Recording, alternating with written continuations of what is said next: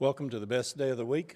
When our kids were home and were small, we would start on Saturday saying, let's get a good night's rest tonight because Sunday's the best day of the week. Get to be with God's family and be together. If you have a New Testament, let's turn to Acts chapter 9.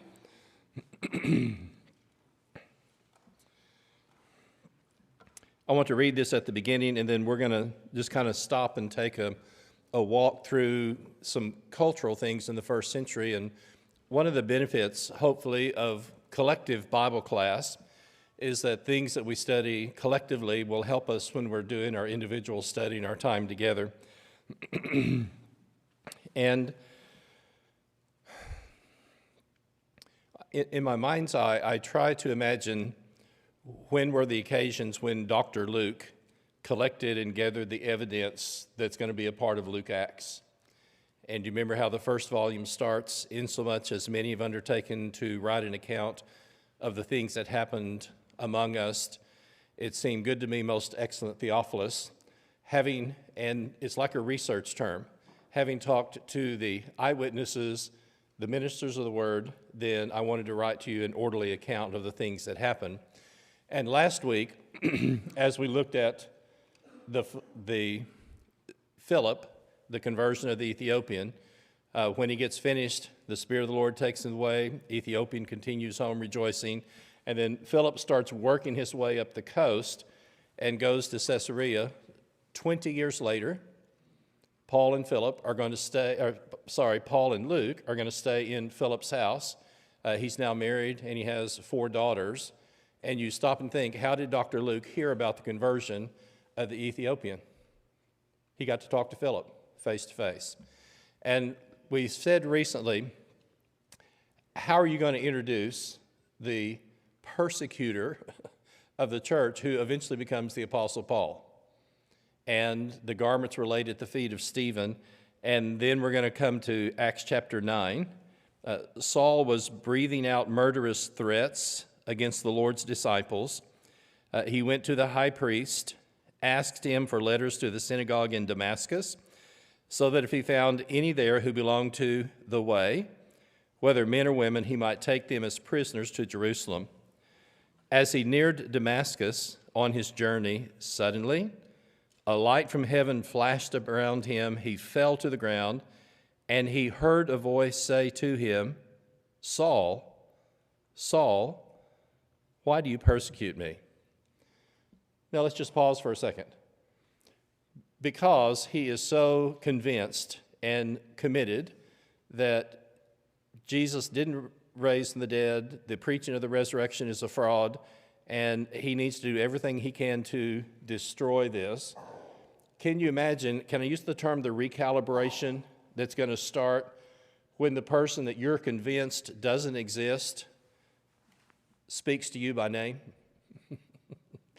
You just kind of stop and think about this collision that's going to take place in his mind. And let me just add a quick footnote because we'll look at this later. We have 3 accounts of this, and we're going to save this for one of the later ones. But when we lived in Memphis, I got to go to a seminar for college students. And a lot of them were newly converted, coming off the campus. And the speakers were invited to say, what is, in your personal point of view, the most significant, helpful reason that you believe in the resurrection of Jesus? Harold Hazlitt's comment was the conversion of Saul. How else do you justify the student of Gamaliel, who probably is in line to become the next major thinker in Judaism? How else do you account for the conversion and the total change of orientation of the Apostle Paul unless he's absolutely convinced that Jesus is raised from the dead? And every time I read this, I just kind of stop and pause and just stop and think, here you are going to a foreign city, you're persecuting, killing Christians, you were the place where they deposited the garments to stone Stephen, and the person you're absolutely convinced that is not raised from the dead speaks to you by name. And watch what happens. "Who are you, Lord?" Saul asked. "I am Jesus whom you are persecuting," he replied. Now get up and go into the city, and you will be told what you must do. And here's another word we don't have time for today. It's a little bitty word called dei, D-E-I. And all through Luke and into Acts, this is one of his favorite transition words. Men and brethren, what must we do to be saved? And Saul is told, you go in the city and you'll be told what you must do. The men traveling with Saul stood there speechless. They heard the sound, but they did not see anyone. Saul got up from the ground, but notice this, when he opened his eyes, he could see nothing. So they led him by the hand into Damascus. For 3 days he was blind and did not eat or drink anything. With us being, can I use the term people of sight? Can you imagine being a seeing person, and now for 3 days you're just totally blind? Can I use a word like reflection, introspection? You know, you talk about putting the brakes on someone's life. Here you may be able to get up and go and do things and see things, and your eyes are open. My dad would say, you're blind as a bat. And you just stop and think how much time you're going to have inwardly to kind of think and review some things in your life, because here you are normally a person of sight and someone has to lead you around, and he is then going to not eat or drink for 3 days. In Damascus, there was a disciple named Ananias, and the Lord called to him in a vision, Ananias. Yes, Lord. Go to the house of Judas on Straight Street and ask for a man from Tarsus named Saul, for he is praying. And in a vision, he has seen a man named Ananias come and place his hands on him to restore his sight. Lord, I have heard many reports about this man and all the harm he has done to your saints in Jerusalem, and he has come here with the authority from the chief priest to arrest all who call upon your name. But the Lord said to Ananias, Go, this man is my chosen instrument to carry my name before the Gentiles and their kings and before the people of Israel. I will show him how much he must suffer for my name. Then Ananias went to the house and entered it. Placing his hands on Saul, he said, Brother Saul, the Lord Jesus, who appeared to you on the road as you were coming here, has sent me so that you may see again and be filled with the Holy Spirit. Immediately, something like scales fell from Saul's eyes, and he could see again. He got up and was baptized, and after taking some food, he regained his strength.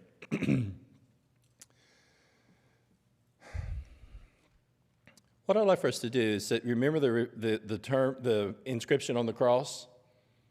And John will tell us that Jesus, the King of the Jews, is going to be written in Aramaic, which is the local language of Palestine. It's also written in Latin, and it's also written in Greek. And what we want to take a bit of time to do is just look at some of the unique characteristics and qualities of this man, Saul of Tarsus, and why was it that God chose him. And I've just entitled the lesson, My Chosen Instrument. On Wednesday nights, we're looking at King Saul and David, and Saul has just been killed last week. But you stop and think, if you're going to train a shepherd boy to become a general, how better to train him than for him to be a man on the run and hiding from the king before the transition takes place? And what we're going to see, and this is true in all of our lives, over and over and again, things that we have experienced at an earlier time of our life, and sometimes they may not necessarily be pleasant or good, God may use to equip us and train us to do things later. Our daughter's in a counseling program at OSU, very small, usually 6 to 9 students a year, and the teacher just didn't have a good day unless he'd made one of the girls cry nearly every day.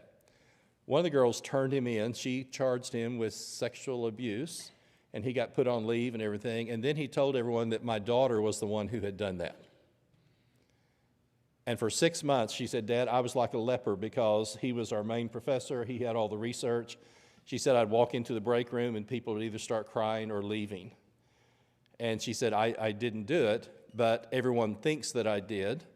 And I said, well, sweetheart, you're not paying tuition for this, but counselors need to separate their personal opinion from working with others.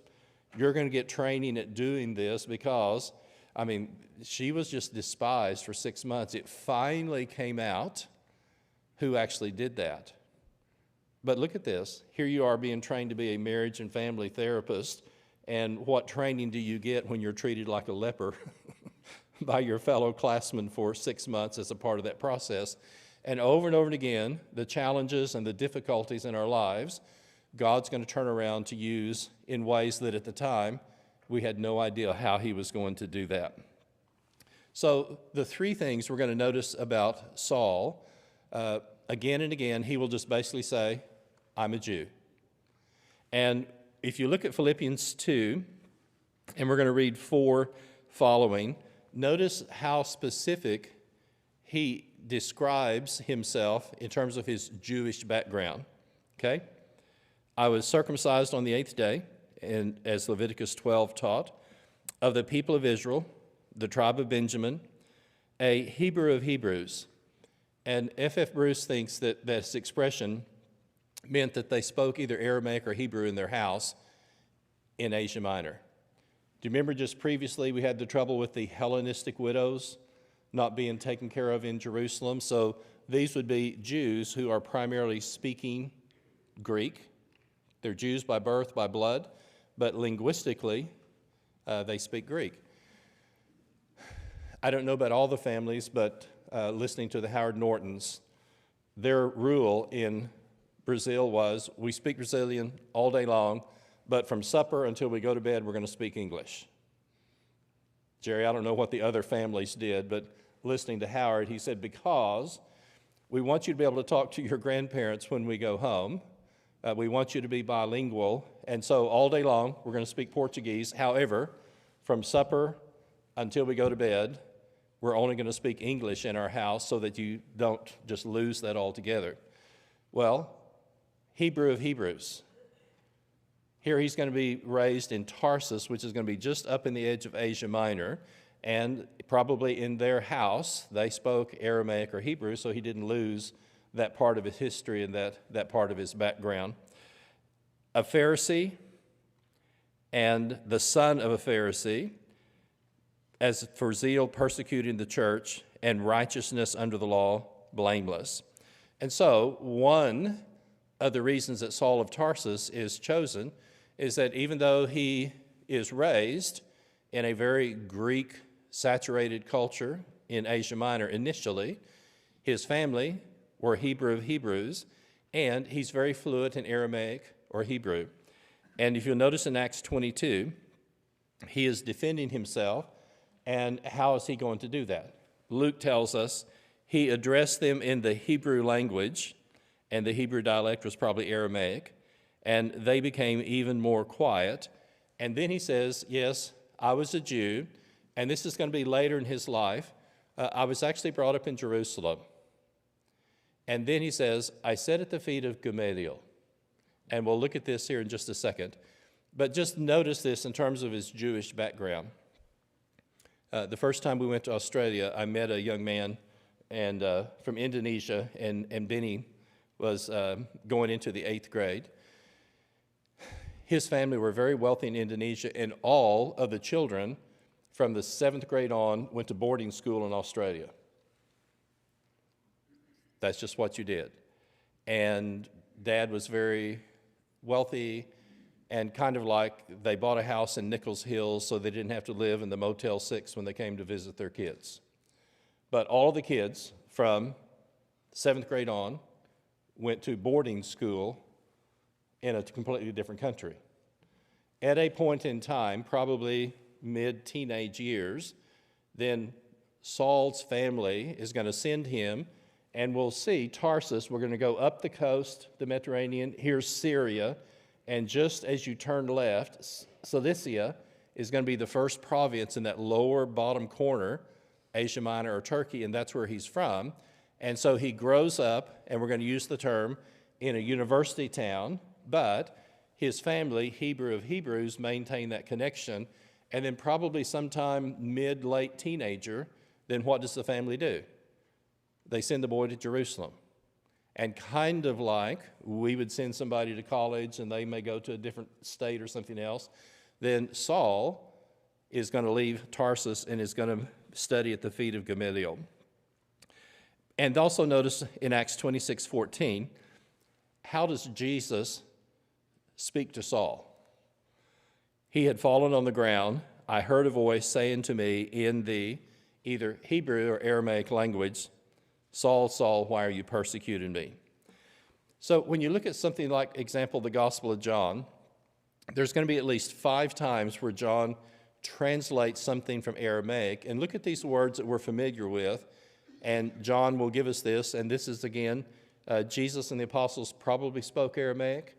And this is one of these amazing things. Even the writing of our New Testament is the beginning of every tribe, tongue, people, and nation. It's written in Greek. They're originally going to speak in Aramaic, but the documents are actually going to be written in Greek. By Jerusalem, there's a pool in Aramaic called Bethsaida. And if you've read John a lot, we're familiar with the term Bethsaida. Pilate brought Jesus to the stone pavement. In Aramaic, it's called Gabbatha. The place of the skull in John 19:17 is called Golgotha. And the inscription, we've noticed, is Aramaic, Latin, and Greek. And when Mary comes in the very first contact that she has with the risen Lord, she turned to him and she said in Aramaic, Rabbi. And so this is going to be part of the reason why Saul is chosen, because this is his native tongue. We have a dear family that were with us for 5 years in Sydney, originally from Chile. And he was a Mercedes mechanic. So he got a 2-year visa and they ended up staying for 12. If you're a really good Mercedes mechanic, different countries will say, yeah, you can come on in, we'll let you come in. Well, Eliana would come to ladies' class and would have an English Bible, but Sheila asked her to pray one day and she says, I'm sorry, I read my Bible in English, but when I pray, I always pray in Spanish. That's the language of my heart. And the language of our Lord, his disciples, and the home language of Saul is going to be Aramaic. And then, in addition to his family and his background, the training at the feet of Gamaliel was something very, very significant. There were at least 4 Hebrews, Jews, in the first century who were very, very significant in terms of major thought.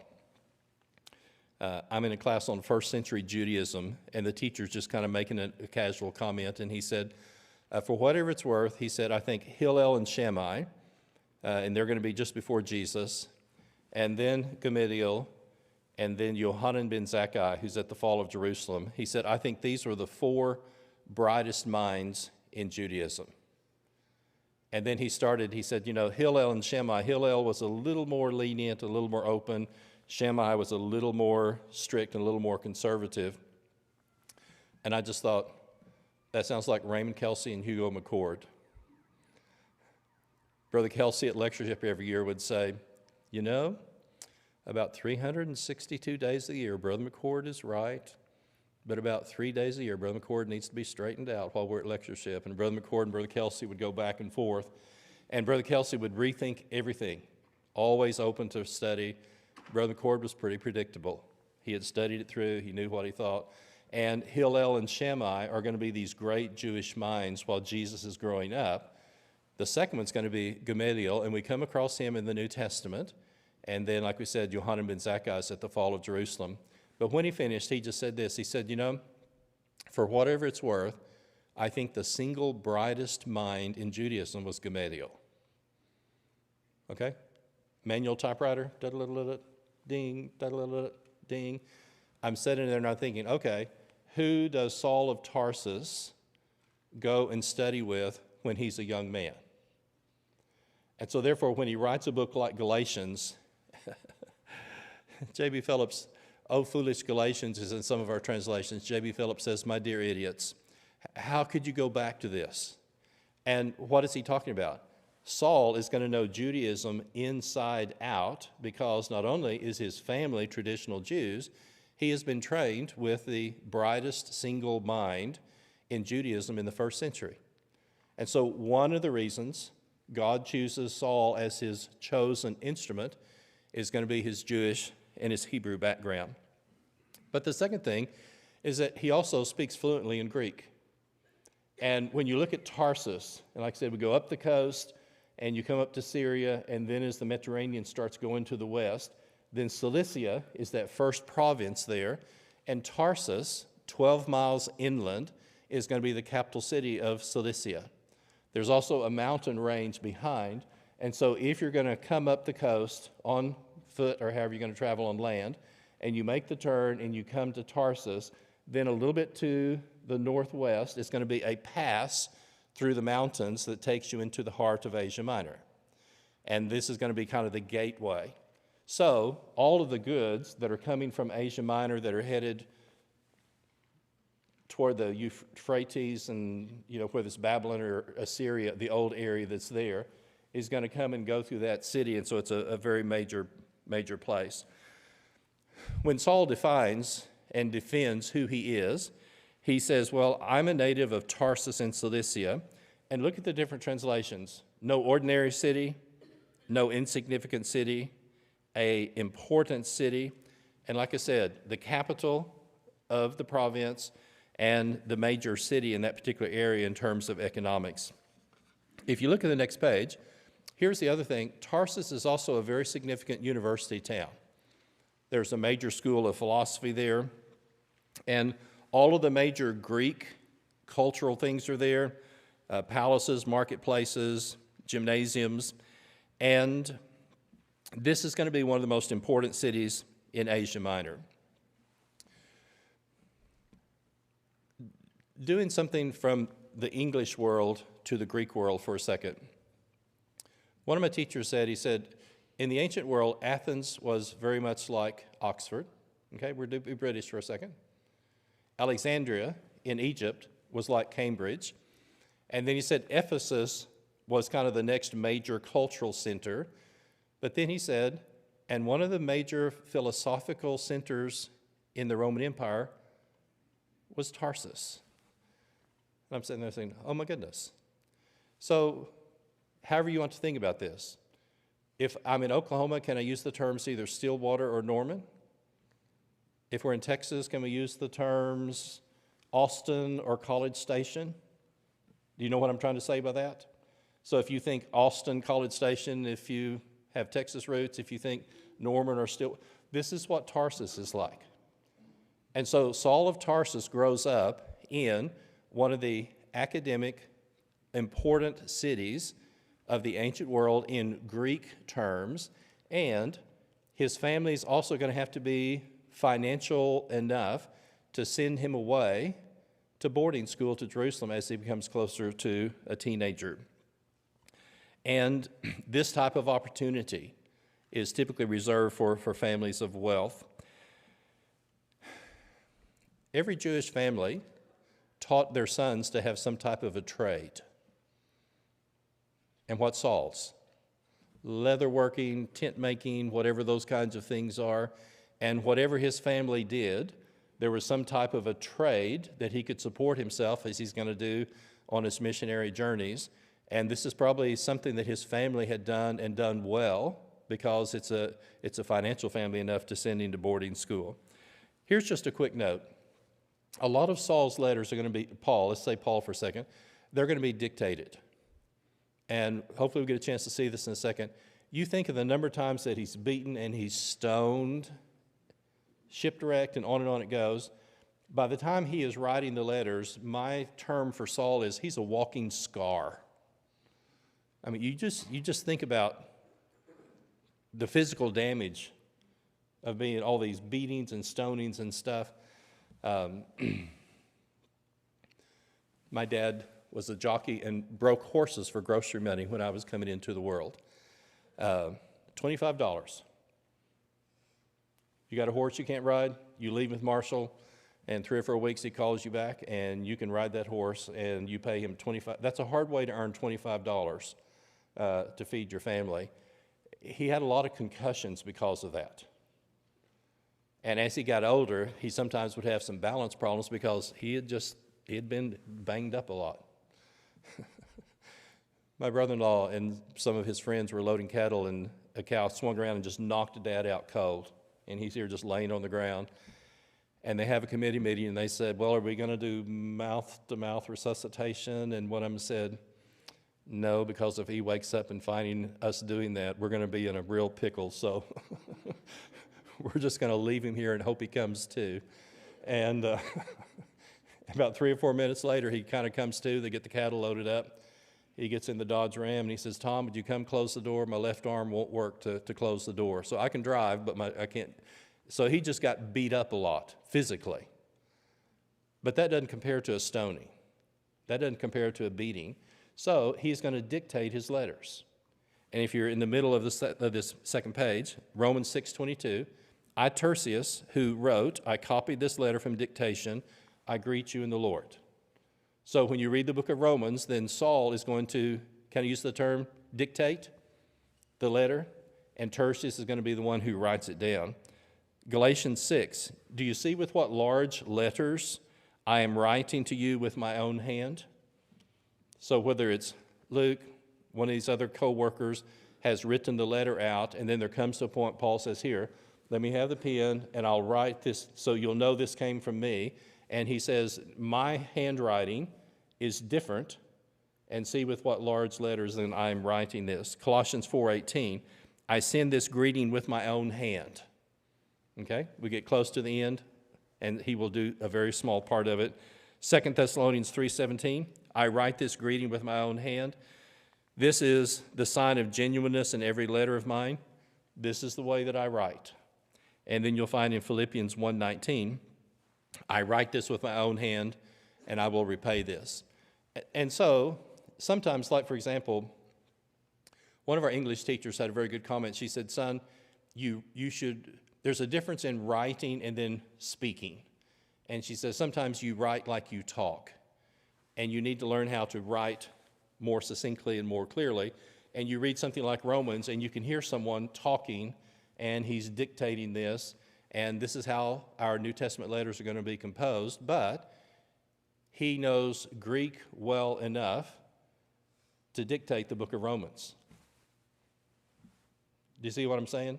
He is very well taught, and we would also say inspired by the Holy Spirit, but his grammar, his vocabulary, and everything else, Hebrew of Hebrews, speaks Aramaic, and can dictate something as comprehensive as the book of Romans is also another one of the things that he's blessed with, and that's a part of his Greek background.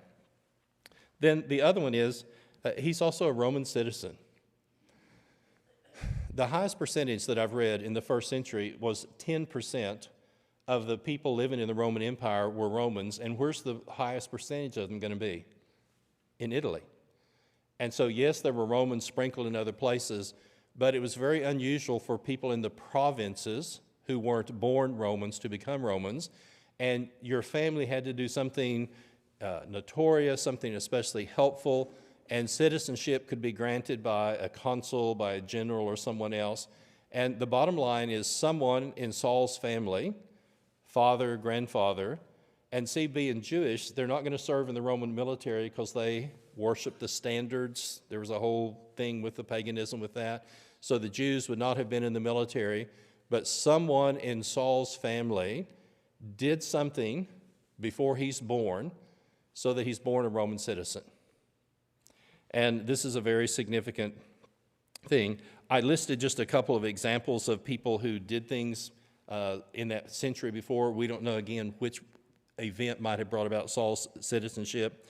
But if you'll notice in Acts 16:37, before they're beaten, well, after they're beaten, we are Roman citizens. And then later in Acts 22:25, is it lawful to flog a Roman? And he claims his Roman citizenship on those different occasions. When you look at the back of the next page, in Acts 22:28, the commander said, I paid a lot of money for my citizenship. And what does Saul say? I was born a citizen. So what I want you to notice is that all of these events that lead up to his life contributed to being the chosen vessel, the chosen instrument. And for example, if you were Roman, there were certain taxes you didn't pay. You couldn't be crucified. There were limits to how you could be actually, whether it was beaten or things that would happen, and you had the right to a fair trial. I'll leave the verses in the middle. We'll talk about these later. But Saul is going to appeal to Caesar as we go through Acts. He's going to live in his own house, and two things are going to happen. Guys are chained to Saul. So you just stop and think about this. Can you imagine being in the Praetorian Guard, and if you want to think SEALs or Rangers in our culture, being in the Praetorian Guard, and Greg, you're chained to this guy all day long, and you can't go to sleep because you're on duty. And Greg comes home and tells Kim, you wouldn't believe what I heard today. Here's some crazy guy talking about somebody raised from the dead. And guess what? He gets to go back to work the next day, and he's chained to this guy. And in time, the whole Praetorian Guard is going to hear the gospel because they're on duty. They can't just walk away, and they're chained to him. And different ones of this elite group are going to become Christians because they're on duty, and they get to listen to preaching all day long. Caesar's household is the first civil service in the world, and because he's there on the appeal, then members of Caesar's household and the Praetorian Guard are going to become Christians. So I'd like you to turn to the back page, the back one, and we're just going to do these quickly as we walk through. Anticipate the way is one of the earliest descriptions of the church. Remember, Jesus says, I am the way, the truth, the life. No one comes to the Father except by me. But our earliest designation of the church is going to be the way. And isn't this interesting? Saul, Saul, Jesus does not say, why are you persecuting the church? What does he say? Why are you persecuting me? And I always think of this, think of an antonym. What's the opposite of persecute? Help me. What's the opposite of persecute? What words come to mind? How about encourage, strengthen, nurture, on and on? And notice, Jesus is taking this very personally. If you persecute the body of Christ, then Jesus takes personal offense, you're persecuting me. And that's one of the reasons why, a part of the reason we express our gratitude for our salvation is we take care of the bride of Christ and encourage her wherever we find her. And I've told you, I got to do a meeting for 3 people one time, one of the highlights of my life. This was the bride of Christ in this place. You know, any of you couples, there were male and female, and a Filipino mail order bride, and this was the church. So Greg, if it's you and Kim and a Filipino mail order bride, what do you get to do on Sunday? Greg gets to give the lesson, Greg gets to give the prayer, Greg gets to lead the singing, Greg gets to do the Lord's Supper. We had 8 to 12 people come to this meeting, and you couldn't wipe the smile off these people's faces, because if you normally have 3 people, and that's the church, and we've got 12 people here today. Wherever we find the bride, when we nurture, encourage, and love her, which Saul is going to do the rest of his life, look at the opposite. Why do you persecute me? This is one of the ways we express our love and appreciation to Christ. We've mentioned this, but look at this verse real quickly. Unable to see. When we come to Acts 26, I call this Saul becoming Paul's job description. I'm going to deliver you from the Gentiles. I'm going to send you, and look what you're supposed to do. I want you to open their eyes so that they may turn from darkness to light. And later when we come to Saul's job description, and you stop and think, let's go back to the Damascus Road, what happens? He's on the way to persecute Christians. He's struck by the great light. He falls down. He's blind for 3 days. And then what do we want you to do now that you become a Christian? We want you to preach the gospel to people, to take them from darkness to light, and guess what? To open their eyes spiritually. When you look at the last one here, Next to last one. Here's the things you were going to suffer. Jesse Board, one of our wonderful elders at Eastside, this was his favorite part of this passage. He said, for the persecutor who's going to eventually become persecuted and going to become the preacher, here's just a short list. And we'll close with this and one last thought. We're in 2 Corinthians 11. And think about this. 5 times I received from the hands of the Jews 40 lashes less 1. Okay? So 5 times he's beaten. 3 times I was beaten with rods. Once I was stoned. 3 times I was shipwrecked. And this is going to be before Acts 26 and 27. So this is going to be the 4th shipwreck. I was adrift at sea. I'm in danger from rivers, in danger of robbers, in danger of my own people, danger from Gentiles, danger in the city, danger in the wilderness, danger at the sea, and this one chills my blood, dangers from false brothers.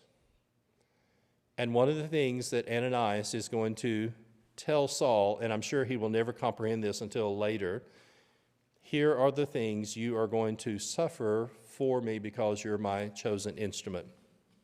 And the last thought, and this will lead us into lessons later. When I talk with someone who has been taught they're halfway home, I accepted Jesus in my heart. I said the sinner's prayer. And these are wonderful people. We do a timeline and we say, now, when was Saul of Tarsus saved? And we'll come to this later, but you stop and think about it. He's seen the Lord. He's fasted. He's prayed 3 days and 3 nights. Can I give the Reader's Digest and say he's done everything Billy Graham would teach you to do to be saved? And when we come to chapter 22, what do we hear? Arise, be baptized to do what? Wash away your sins. After seeing and hearing and calling him Lord, after confessing his name, after fasting and praying for 3 days and 3 nights, guess what? He still has the sins. And when you look through at these verses, and this is going to be consistent all the way through Dr. Luke's account, every time the gospel is preached, when a person agrees with it, guess what? They are baptized. And that's where we'll leave Brother Saul today, and we'll pick up, Lord willing, next week. Have a blessed day. Thank you.